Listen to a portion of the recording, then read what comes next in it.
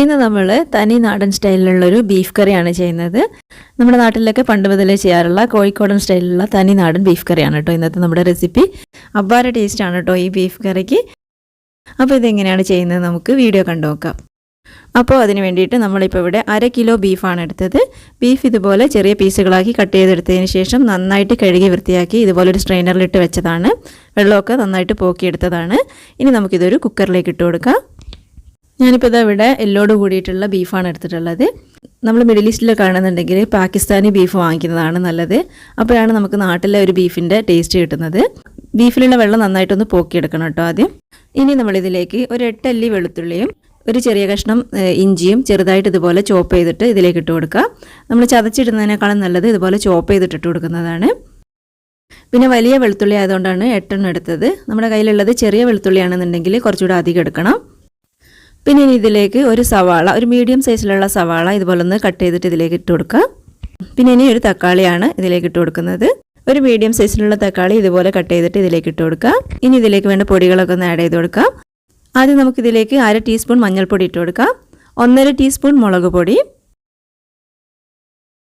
1 teaspoon garam masala ചേർത്ത് കൊടുക്കാം. ഗരം മസാല നമ്മൾ വീട്ടിൽ തന്നെ തയ്യാറാക്കിയെടുത്തതാണ്. നല്ല ഫ്ലേവർ തരുന്ന ഗരം മസാല നമുക്ക് വീട്ടിൽ തന്നെ വളരെ എളുപ്പത്തിൽ ഉണ്ടാക്കിയെടുക്കാം.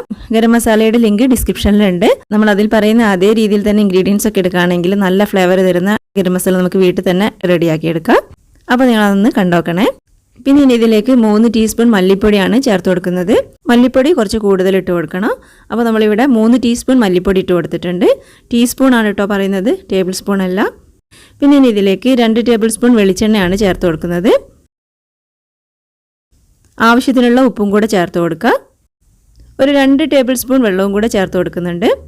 വെള്ളം 2 ടേബിൾ സ്പൂൺ മാത്രം ചേർത്ത് കൊടുത്താൽ മതി, ഒരുപാട് വെള്ളം ചേർത്ത് കൊടുക്കരുത്. എന്നിട്ട് ഇത് നന്നായിട്ടൊന്ന് മിക്സ് ചെയ്ത് കൊടുക്കുക. ഇനി നമുക്കിതിലേക്ക് ഒരു 1/2 ടീസ്പൂൺ ഉലുവയും കൂടെ ചേർത്ത് കൊടുക്കുക. ഇനി നമുക്കിത് കുക്കറിൻ്റെ അടുപ്പ് വെച്ചിട്ട് നന്നായിട്ടൊന്ന് വേവിച്ചെടുക്കാം. ഓരോ ബീഫിൻ്റെയും വേവ് വ്യത്യാസം ഉണ്ടാവും. ഓരോ ബീഫും കുക്കറും അനുസരിച്ച് ബീഫിൻ്റെ വേവിൽ വ്യത്യാസം ഉണ്ടാവും. ആദ്യത്തെ 2 വിസിൽ വരുന്നവരെ നമ്മളിത് ഹൈ ഫ്ലെയിമിലിട്ട് വെക്കണം. പിന്നെ ഇത് ലോ ഫ്ലെയിമിലിട്ടിട്ട് ഒരു 6-7 വിസിൽ വരുന്നവരെ വേവിച്ചെടുക്കുകയാണ് ചെയ്യേണ്ടത്. ഇപ്പോൾ ഞാനിവിടെ ബീഫ് നന്നായിട്ട് വേവിച്ചെടുത്തിട്ടുണ്ട് കേട്ടോ. അപ്പോൾ ഓരോ ബീഫിൻ്റെയും കുക്കറിൻ്റെയും വ്യത്യാസം അനുസരിച്ച് ബീഫിൻ്റെ വേവിൻ്റെ അളവിൽ വ്യത്യാസം ഉണ്ടാവും കേട്ടോ. അപ്പോൾ നമ്മളത് നോക്കിയിട്ട് ബീഫ് നന്നായിട്ടൊന്ന് വേവിച്ചെടുക്കാം. ഇനി നമുക്ക് ഇതുപോലുള്ളൊരു ചട്ടി വെച്ച് ചൂടാക്കിയിട്ട് അതിലേക്ക് ഒരു 2-3 ടേബിൾ സ്പൂൺ വെളിച്ചെണ്ണ ഒഴിച്ചു കൊടുക്കാം. വെളിച്ചെണ്ണ ഇച്ചിരി കൂടുതൽ ഒഴിക്കുമ്പോഴാണ് നല്ലൊരു ടേസ്റ്റ് കിട്ടുന്നത്. പിന്നെ ഇതിലേക്ക് ഒരു 30 ചെറിയുള്ളി ഇതുപോലെ ചെറുതായിട്ട് ചോപ്പ് ചെയ്തിട്ട് ഇതിലേക്ക് ഇട്ട് കൊടുക്കാം. ചെറിയുള്ളി കുറച്ച് കൂടുതൽ ഇടുന്നതിനനുസരിച്ച് അതിൻ്റെ ടേസ്റ്റ് കൂടുതൽ കിട്ടും കേട്ടോ. ഞാനിപ്പോൾ ഇവിടെ ഒരു 30 എണ്ണമാണ് ഇട്ട് കൊടുത്തിട്ടുള്ളത്. 40 എണ്ണൊക്കെ ഇട്ട് കൊടുക്കുകയാണെന്നുണ്ടെങ്കിൽ കുറച്ചുകൂടെ നല്ല ടേസ്റ്റ് ആയിരിക്കും. എന്നിട്ടിത് ചെറിയ ഫ്ലെയിമിലിട്ടിട്ട് നന്നായിട്ടൊന്ന് മൂപ്പിച്ചെടുക്കാം. ഒരു ബ്രൗൺ കളറാകുന്ന വരെ ഇതുപോലെ ഒന്ന് ഇളക്കി കൊടുക്കാം. ഫ്ലെയിം കൂട്ടി വെച്ചിട്ട് നമ്മൾ ഈ ചെറുള്ളി മൂപ്പിച്ചെടുക്കരുത് കേട്ടോ. അങ്ങനെ ചെയ്തിട്ടുണ്ടെങ്കിൽ ഇത് പെട്ടെന്ന് തന്നെ അങ്ങ് കരിഞ്ഞു പോകും. ഇതിൻ്റെ പെർഫെക്റ്റ് ആയിട്ടുള്ള ടേസ്റ്റ് നോക്കി കിട്ടില്ല. ചെറുള്ളി ഇതാ ഈ ഒരു കളറായി കിട്ടിയാൽ നമുക്കിതിലേക്ക് 1 ടീസ്പൂൺ കുരുമുളക് പൊടി ചേർത്ത് കൊടുക്കാം. 1/2 ടീസ്പൂൺ വലിയ ജീരകത്തിൻ്റെ പൊടി ചേർത്ത് കൊടുക്കാം. നന്നായിട്ടൊന്ന് ഇളക്കി കൊടുക്കുക. ഇനി നമുക്കിതിലേക്ക് നമ്മൾ വേവിച്ച് വെച്ച ബീഫ് ഇതിലേക്ക് ചേർത്ത് കൊടുക്കുക. നന്നായിട്ട് ഇളക്കി കൊടുത്ത് നന്നായിട്ടൊന്ന് വറ്റിച്ചെടുക്കാം. നമുക്കിതുപോലെ ഗ്രേവിയോട് കൂടെയാണ് വേണ്ടതെന്നുണ്ടെങ്കിൽ ഇതുപോലെ തന്നെ ഫ്ലെയിം ഓഫ് ചെയ്ത് വെക്കുക. അതല്ലെങ്കിൽ കുറച്ചുകൂടെ ഒന്ന് വറ്റിച്ചെടുക്കുക. പിന്നെ ഇനി ഈ ഒരു സമയത്ത് നമുക്കിതിലേക്ക് ഒരു 4 പച്ചമുളക് ഇതുപോലെ നടു കീറിയിട്ടിട്ട് കൊടുക്കാം.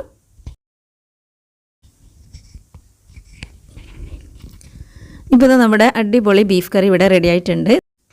ബീഫൊക്കെ ഇതുപോലെ നന്നായിട്ട് വെന്ത് കിട്ടിയിട്ടുണ്ട്. നല്ല ടേസ്റ്റാണ് കേട്ടോ ഇതുപോലെ ബീഫ് കറി കഴിക്കാൻ വേണ്ടിയിട്ട്. നമ്മൾ പണ്ട് മുതലേ ചെയ്യുന്നൊരു സ്റ്റൈലാണിത്. തനി നാടൻ സ്റ്റൈലിലുള്ള കോഴിക്കോടൻ സ്റ്റൈലിലുള്ള ബീഫ് കറിയാണ്. അപാര ടേസ്റ്റാണ് കഴിക്കാൻ. അപ്പോൾ എല്ലാവരും ഇതുപോലെ ഒന്ന് ട്രൈ ചെയ്ത് നോക്കണേ. പിന്നെ നമുക്കിത് സാധാ ചോറിൻ്റെ കൂടെയും നെയ്ച്ചോറിൻ്റെ കൂടെയൊക്കെ സെർവ് ചെയ്യാവുന്നതാണ്. പിന്നെ അതുപോലെ പൊറോട്ടയുടെ കൂടെയൊക്കെ നല്ല കോമ്പിനേഷനാണ് ഈ ബീഫ് കറി. അപ്പോൾ എല്ലാവരും ഇതുപോലെ ഒന്ന് ട്രൈ ചെയ്ത് നോക്കണേ. നല്ല ടേസ്റ്റാണ് കഴിക്കാൻ. നല്ല എളുപ്പത്തിൽ നമുക്ക് ഉണ്ടാക്കിയെടുക്കാനും കഴിയും. അപ്പോൾ നിങ്ങൾക്ക് വീഡിയോ ഇഷ്ടമായെങ്കിൽ വീഡിയോ ഒന്ന് ലൈക്ക് ചെയ്യാനും ചാനൽ ഒന്ന് സബ്സ്ക്രൈബ് ചെയ്യാനും മറന്നു പോകരുത് കേട്ടോ. താങ്ക്